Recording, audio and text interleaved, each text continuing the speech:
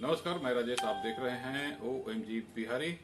मुजफ्फरपुर की कुछ खबरें। मुजफ्फरपुर स्मार्ट सिटी परियोजना या योजना के बारे में मंथन होती है, पर अमल में नहीं आता कोई योजना। कल उप मुख्यमंत्री की अध्यक्षता में कल फिर से बैठक हुई और जल जमाव पर चर्चा हुई, और अखबारों की माने तो इसे मंथन कहते हैं। डिप्टी सीएम ने हिदायत दी है, अब समीक्षा नहीं, अब रिजल्ट चाहिए। कल हुई बैठक में कई फैसले लिए गए। कई स्मार्ट सिटी परियोजनाओं को डंप कर दिया गया या उसे बंद कर दिया गया है। यह मुजफ्फरपुर रिवर फ्रंट, जिसे सिकंदरपुर मन कहते हैं, कि सौंदर्यीकरण पर भी 200 करोड़ की लागत आने वाली थी, पर उस पर 20 करोड़ रुपए दिए गए थे। उसके लक्ष्मी चौक से सिकंदरपुर मन तक के सड़क की सौंदर्यीकरण की अभी चौड़ीकरण हुई है और सड़क बनाई गई है, पर उसे भी रोक दिया गया है। बीबीगंज से मारीपुर तक बड़े नाले बनेंगे। नई योजना है स्मार्ट सिटी को आगे बढ़ाने की। स्मार्ट सिटी बनता तो नजर नहीं आ रहा है, पर योजनाएं बनती है, अमल में नहीं आती है।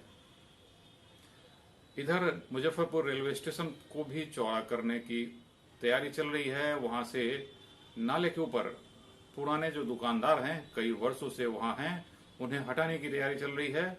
उनको हटाकर अस्पताल रोड में 2 मंजिले मार्केट बनाकर स्थापित करने की बात चल रही है। इस बात पर विधायक विजेंद्र चौधरी ने कहा कि विस्थापितों का मामला ज्यादा गंभीर हो जाएगा। जमाव को लेकर मीटिंग होती है, पर समस्या कुछ पर समाधान नहीं निकलता है। ये तो 2-3 महीने में फिर से नजर आने लगेगा, जब बरसात का मौसम आएगा। मारीपुर में जो बड़ा नाला बनेगा, मारीपुर रेलवे ब्रिज से लेकर बीबीगंज गुमटी तक बनेगा। रेलवे के किनारे बड़ा नाला बनेगा, जिससे इमली चट्टी जोरन छपड़ा की पानी का बहाव होगा। तो आने वाले दिनों में ये पता चलेगा कि इससे कितना समाधान होता है। सर्वे का काम शुरू करने की हिदायत दी गई है। डिप्टी सीएम ने यह भी कहा कि ये अंतिम समीक्षा बैठक है, अब हमें रिजल्ट चाहिए। ऐसे शहर का क्या हो सकता है जब कुर्सी पर बैठने के लिए लोग नाराज हो जाते हैं। पूर्व मंत्री भी कुर्सी पर बैठने को लेकर नाराज हो गए। उन्हें अगली पंक्ति में जगह नहीं मिली। मेयर की भी अनदेखी की गई, उन्हें भी सही जगह पर बैठने को नहीं मिला। तो ऐसे जगह पर आप स्मार्ट सिटी को धरातल पर आते कैसे देखेंगे? नाले के ऊपर बने मकानों को तोड़कर पटना के तर्ज पर डिप्टी सीएम ने कहा उन्हें तोड़ा जाए और नाले को दुरुस्त किया जाए। छोटे मोटे समाचार। मुजफ्फरपुर स्मार्ट सिटी और जल जमाव पर हुई कल की बैठक के बारे में। पिछले रविवार को मुजफ्फरपुर में आरएसएस कार्यालय का लोकार्पण किया गया, आरएसएस के सरसंघचालक मोहन भागवत द्वारा, और उन्होंने इस अवसर पर इस भवन में सहायता करने वाले आर्किटेक्ट, बड़े मिस्त्री, बिजली का काम करने वाले, रंग रोगन करने वालों को सम्मानित किया। आइए देखते हैं इस पर एक रिपोर्ट। पूज्य सरसंघ चालक जी ने समय दिया। आप सबने अपना राजकोष खुले मन से खोल दिया। यह कीर्ति खड़ी हो गई।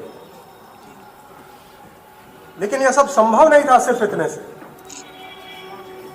हम सब ने कुछ समय भी दिया,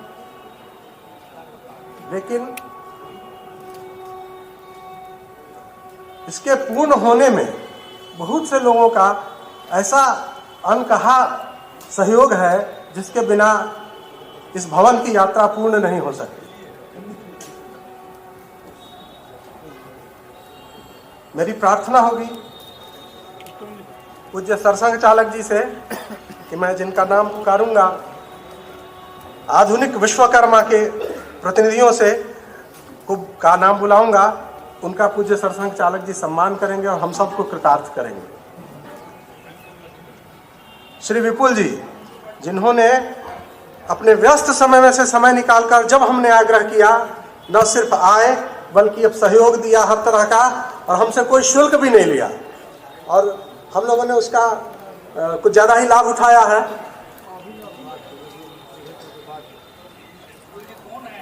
विपुल जी इस नगर के विख्यात आर्किटेक्ट हैं। वंशिता एसोसिएट्स करके इनकी फर्म है।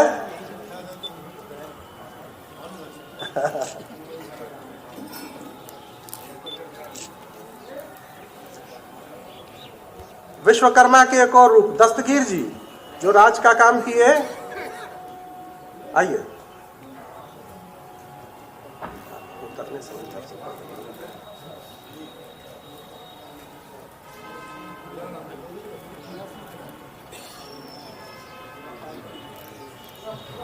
रामाशीष जी, जिन्होंने इस भवन को रंगने का नेतृत्व किया, उनसे आग्रह है मंच पर आएंगे।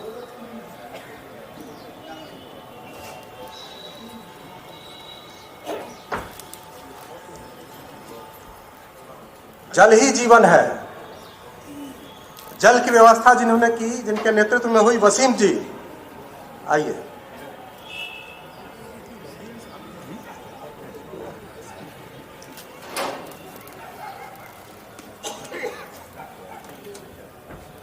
आजकल भवन निर्माण में आकर्षण का भी ध्यान रखा जाता है। टाइल्स, ग्रेनाइट, इस तरह का काम जिन्होंने किया, पंकज जी।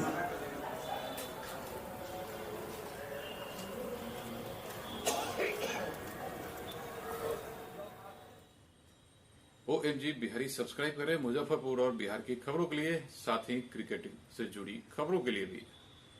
अपना ख्याल रखें, कोरोना से बच के रहें। राष्ट्र में फिर से कोरोना का प्रभाव बढ़ता नजर आ रहा है, तो बिहार में भी सावधान रहने की जरूरत है, क्योंकि बिहार के बहुत सारे लोग मुंबई में रहते हैं या महाराष्ट्र में काम करते हैं या आते जाते रहते हैं। तो आप भी सावधान रहें, कोरोना अभी खत्म नहीं हुआ है।